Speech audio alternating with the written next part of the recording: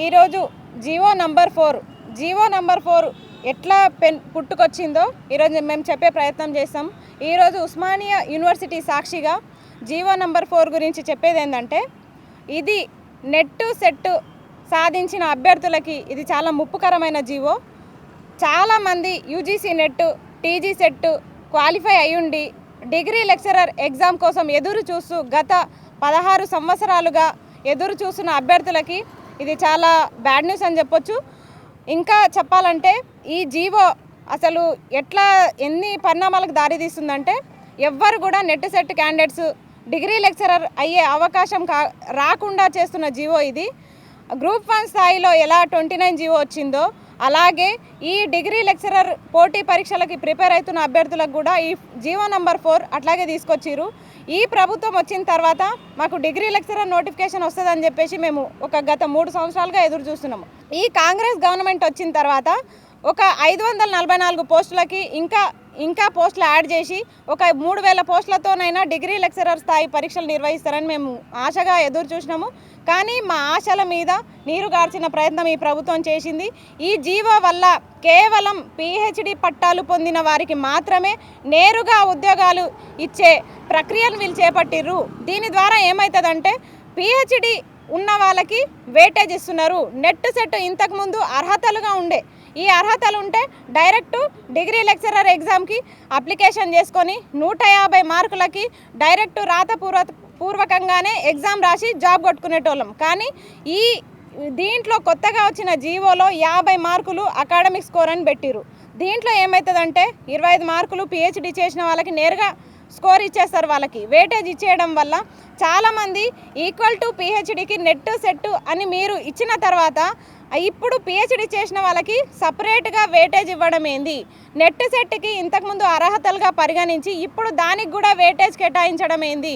PhD పొందిన వాళ్ళకి నేరుగా ఉద్యోగాలు ఇచ్చే మీ దురుద్దేశాన్ని ఇప్పుడు మేము ఎట్లా తప్పుపట్టొచ్చు మాకైతే అర్థమైతలేదు.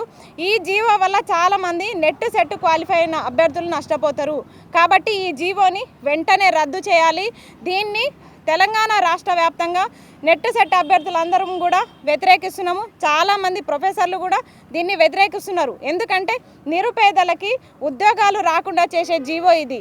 కేవలము పిహెచ్డి పట్టాలు పొందిన వారికే ఉద్యోగాలు ఇవ్వదలుచుకుంటే మీరు నిజంగా మీ గుండెల మీద చేసుకొని చెప్పండి, అన్ని యూనివర్సిటీల్లో మీరు పిహెచ్డి పరీక్షలు ఎప్పుడెప్పుడు నిర్వహిస్తున్నారు? ప్రతి సంవత్సరం పిహెచ్డి ఎంట్రన్స్ పెడుతున్నారా? పెట్టిన దాంట్లో ఖాళీలు ఎన్ని ఉన్నాయి? ఒకవేళ ఎంతమంది పిహెచ్డి అభ్యర్థులు వాళ్ళందరూ డాక్టరేట్ పొందిర్రు? వీటి వివరాలు మీరు చెప్పగలరా? కొంతమంది, అందరినీ అనట్లేదు, కొంతమంది దొంగ పిహెచ్డీలు తెచ్చి కూడా ఈరోజు డిగ్రీ లెక్చరర్ ఉద్యోగాన్ని గద్దలు లెక్క తన్నుకుపోతున్నారు.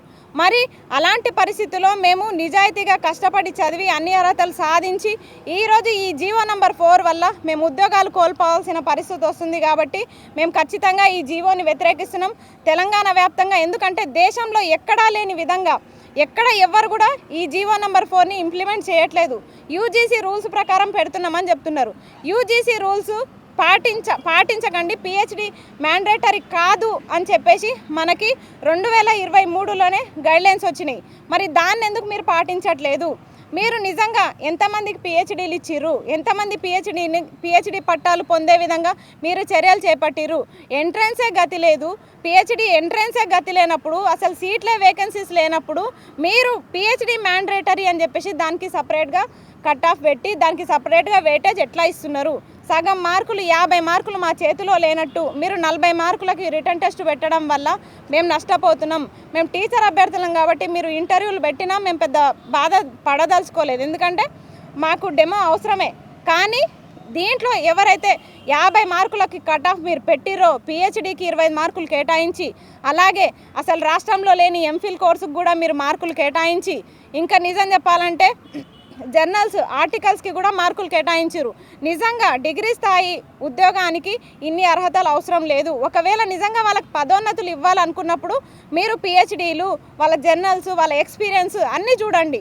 కానీ డిగ్రీ లెక్చరర్ స్థాయి ఉద్యోగానికి మీరు ఇన్ని అర్హతలు పెడితే చాలామంది నిరుద్యోగ విద్యార్థులు నష్టపోయే అవకాశం ఉంటుంది. మనకి పీజీలో 55% మార్కులు ఉంటే ఆ తర్వాత నెట్ సెట్ రాసుకొని తర్వాత డిగ్రీ లెక్చరర్ స్థాయి ఉద్యోగాన్ని సంపాదించుకొని ఎక్స్పీరియన్స్ తోటి పదోన్నతులు పొంది ఆ తర్వాత ఓపెన్లోనో పార్ట్ టైంగానో పిహెచ్డీలు చేసుకొని పదోన్నతులు పొంది చాలామంది ఈరోజు ఉద్యోగాల్లో ఉంటున్నారు. మరి అలాంటి వాళ్ళని చూసి మేము కూడా ఇన్స్పైర్ అయినాం. ఇప్పుడు కొత్తగా ఈ జీవో నంబర్ తీసుకురావడం వల్ల గత 16 సంవత్సరాలుగా మనకి తెలంగాణలో డిగ్రీ లెక్చరర్ ఇది నోటిఫికేషన్ లేనప్పుడు మీరు సడన్గా రూల్స్ మీరెట్లా మారుస్తారు? ఎందుకంటే ఆల్రెడీ మాకు నోటిఫికేషన్ ఇది ఇష్యూ అయింది. 3 ఇయర్స్ నుంచి వెయిటింగ్లో ఉన్నాము. వెయిటింగ్లో ఉన్న తర్వాత ఇష్టారాజ్యంగా ఈరోజు మార్చుకుంటే అసలు నిరుపేద విద్యార్థులు ఎవరితో చెప్పుకోవాలి? ఏ ఎడ్యుకేషన్ మినిస్టర్తో చెప్పుకోవాలి? ఏ ఉన్నతాధికారులతో చెప్పుకోవాలి? మేము శతవిధాల ప్రయత్నం చేసినాము. ఎవరిని అడిగినా ఇది ప్రభుత్వం నుంచి వచ్చిన జీవోనే అని చెప్తున్నారు. కాబట్టి మేము ఉస్మానియా సాక్షిగా ఈరోజు అన్ని ఐక్య విద్యార్థి సంఘాల ఆధ్వర్యంలో ఈరోజు ప్రెస్ మీట్ని నిర్వహించడం జరిగింది. అందరికీ కృతజ్ఞతలు. మీరందరూ కూడా మా విద్యార్థులకి మీరు మద్దతు ఇస్తున్నందుకు చాలా కృతజ్ఞతలు. ఏఎస్ఎఫ్ఐ నుంచి ఉదయ్ కుమార్ అన్న, అలాగే మోతిలాల్ కానీ చాలామంది అన్నవాళ్ళు చాలామంది సపోర్ట్ చేస్తున్నారు. మీకు అందరికీ కూడా ప్రత్యేక కృతజ్ఞతలు. ఈ జీవోని వెంటనే రద్దు చేయాలి. ఎందుకంటే చిగురులో ఉన్నప్పుడే దీన్ని తీసేయడం మంచిది. ఎందుకంటే ఇది మా దృష్టికి మళ్ళీ ఒక గ్రూప్ 1 స్థాయిలో 29 జీవో లాగా ఇది కూడా డిగ్రీ లెక్చరర్ స్థాయికి ఒక జీవో నంబర్ 4 పెను ప్రమాదంగా మారే అవకాశాలు ఉన్నాయి. కాబట్టి రాష్ట్రంలో నిరుద్యోగులు ఉద్రిక్తకి లోను కాక ముందే ఈ జీవోని రద్దు చేసి చాలామందికి విద్యార్థులకి న్యాయం చేయాలని ప్రభుత్వాలని కానీ ఉన్నతాధికారులను కానీ యూనివర్సిటీ ప్రొఫెసర్లకి వీసీలకు కూడా మేము విన్నపించుకుంటున్నాము. లేకపోతే ఎక్కడికక్కడ యూనివర్సిటీలు అన్నీ కూడా పర్యటించి మేము ఖచ్చితంగా ఈ జీవోని రద్దు చేసే వరకు మా పోరాటం ఆపకుండా నిరంతరంగా కృషి చేస్తామని చెప్పేసి నేను తెలుపుకుంటున్నాను.